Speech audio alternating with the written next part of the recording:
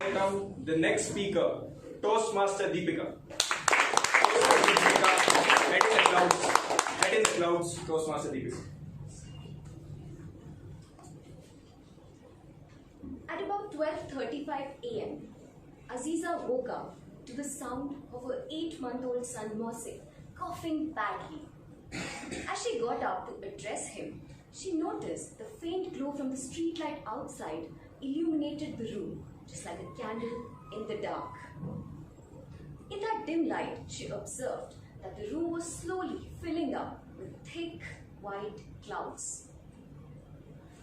Suddenly, she started coughing as well. She didn't understand what was happening outside. People were yelling, "Bhago, bhago, bhago! Run, run, run!" Every breath felt like she was breathing in fire. To avoid the smoke from entering further, she started closing all doors and windows. But it was too late. The room was already filled with thick, white clouds. Suddenly, Mohsin stopped coughing. He fell unconscious. In a state of panic, Aziza grabbed her in her arms, just like a mother kangaroo would carry her baby in her pouch, and rushed towards the hospital. The weather outside seemed a bit strange.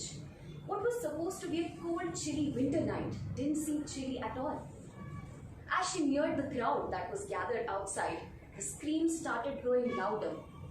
And what she witnessed next shook her to her very core.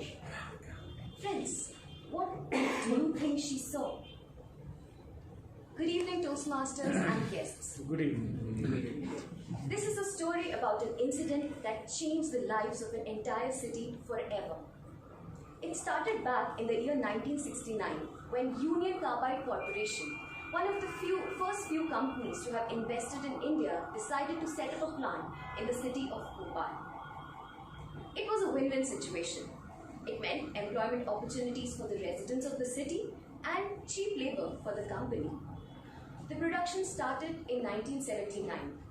A gas called methyl isocyanate was used to manufacture pesticides. Now, methyl isocyanate was so toxic, so deadly, and so lethal that a direct exposure to it would kill you within 72 hours. This gas was manufactured and housed in huge underground tanks. Now, you would expect that in such an environment, the safety mechanisms would be up to the mark, right? However, that was not the case.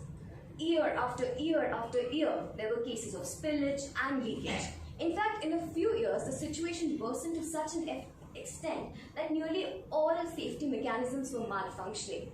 The pipes and valves were in extremely poor condition. Fast forward 5 years to 2nd December 1984. It is believed that in the late evening hours, water seemed to have entered into one of the tanks.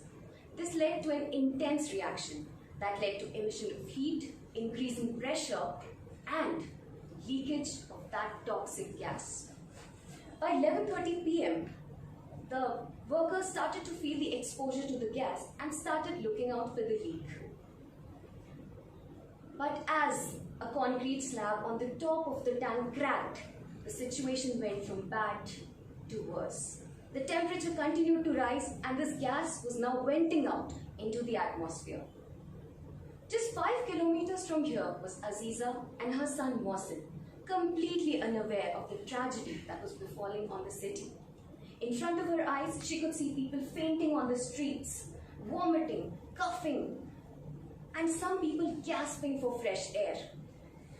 She saw dead bodies piled up on the streets and people just squatting on the floor with their sockets, with their eyes popping out of their sockets.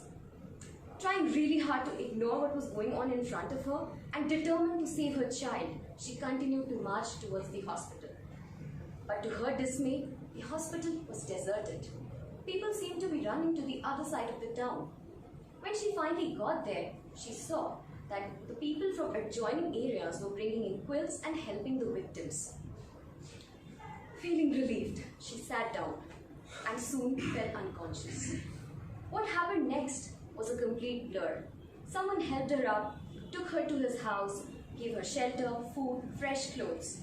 And when she woke up the next day, the city seemed to have lost. All the trees had shed their leaves. Water had gone bad. Milk had turned green. And everyone was stepping onto one another, trying to board the train to flee out of the city.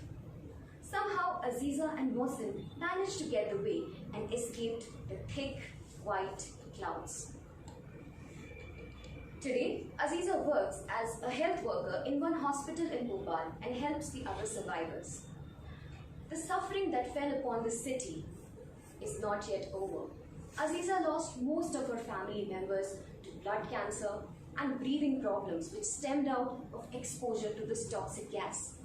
Fortunately, Mohsin survived, but is still extremely weak. Cases of groundwater contamination due to absorption of gas in water, breathing problems and diseases that resulted out of exposure to the toxic gas, and the never-ending battle for the fight for getting compensation are some of the few things that continue to stay on even today. The plant never resumed work after that day, but it still stands as a souvenir reminding the city of the doomsday that claimed billions of lives on that day. And Aziza? She still can't decipher how she escaped what is termed as the world's worst industrial disaster and survived with her head in the clouds. Back to you.